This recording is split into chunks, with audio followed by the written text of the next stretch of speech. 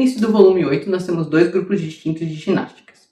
Um focado em variedade rítmica e o outro focado em extensão dos dedos 3, 4 e 5. Para esse estudo especificadamente, eu recomendo uma atenção especial ao segundo conjunto de ginásticas, que trabalha esse aspecto técnico. E, falando especificadamente sobre essa peça, como eu estudaria? Ao invés de tocar exatamente como está escrito, tocar por harmonia.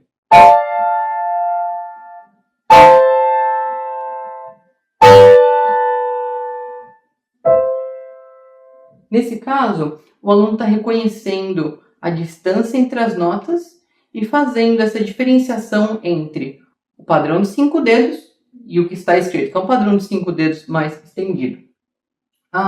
Eu recomendaria, então, assim que o aluno estiver familiarizado com a topografia de cada uma das posições, começar a colocar esse movimento de punho aqui, de abrir uma porta, mas de forma exagerada primeiro.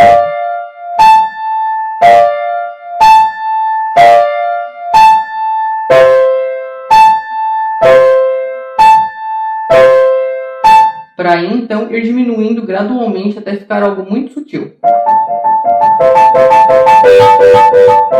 E se vocês perceberam, eu estou fazendo o fraseado correto em todas as etapas de prática. Isso é muito importante.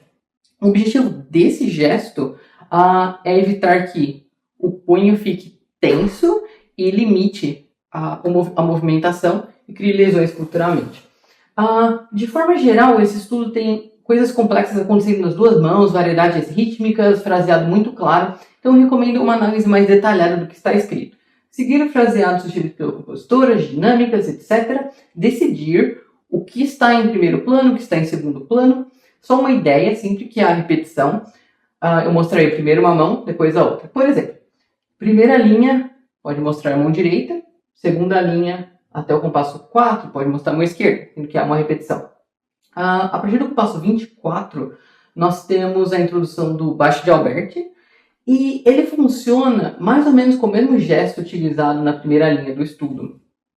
Nós temos o movimento de abrir uma porta. A única diferença é que aqui nós temos um eixo, que geralmente é dedo 2 ou dedo 3. Então, nossa mão vai girar em torno desse eixo.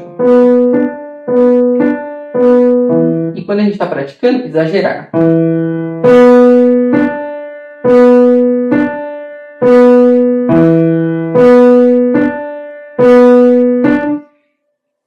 E aí, gradualmente, tornar esse gesto mais sutil, mas sempre com essa rotação de punho. Porque aí fica muito mais fácil, se a gente quiser cantar o baixo, ou manter tudo muito leve, etc.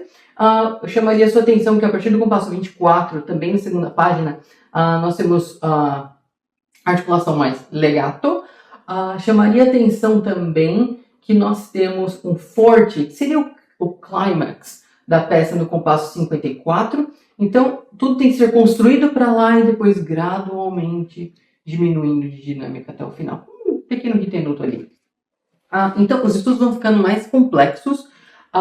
Seguindo todos esses preceitos técnicos e musicais, o aluno ainda tem que pensar como colocá-los em pequenas partes. Mais ou menos o que foi dito em outros estudos, mas aqui se torna ainda mais importante. Nós temos que facilitar esse estudo que está bastante complexo.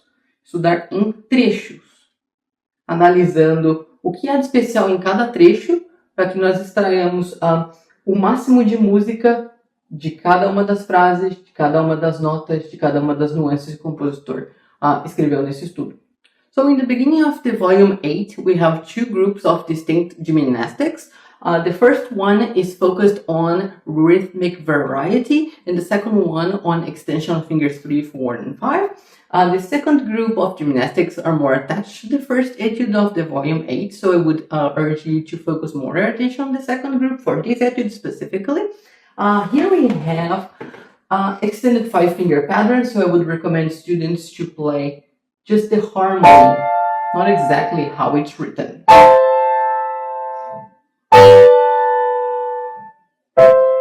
So this way the student is getting to know better the topography of each one of the positions. Then it's easier to understand the difference between the known 5-finger pattern and the way that the patterns are written here. Then later on I would add this movement of opening a doorknob First exaggerating it.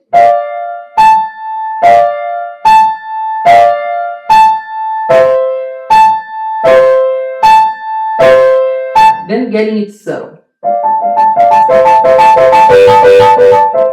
The goal here is to make sure that the wrist is not stiff, and we have this movement to play around and to create the sound that we want. Overall, this etude is more complex. We have interesting things happening in the right hand and the left hand and so forth. So I would urge students to get to know exactly what they want to do beforehand, musically speaking. For instance, the first line, both elements of right and left hand are very interesting. So what to show? In many cases, we have repetition going on. So in those cases, I would suggest first show one hand and the other. For instance, first line, I would show, let's say, right hand, and second line up to measure 4, I would show the left hand, for instance. Then, on measure 25, the composer starts to introduce the Alberti bass, and we have this gesture of opening a doorknob. The only difference is that we have the center of the hand to consider it's usually finger 2 or 3. And I will do the movement that is suggested, but exaggerated, just to practice.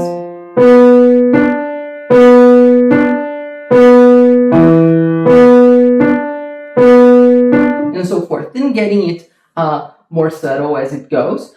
And this way it's much easier to sing the bass or make it very light, so it's easier to control if you master this movement.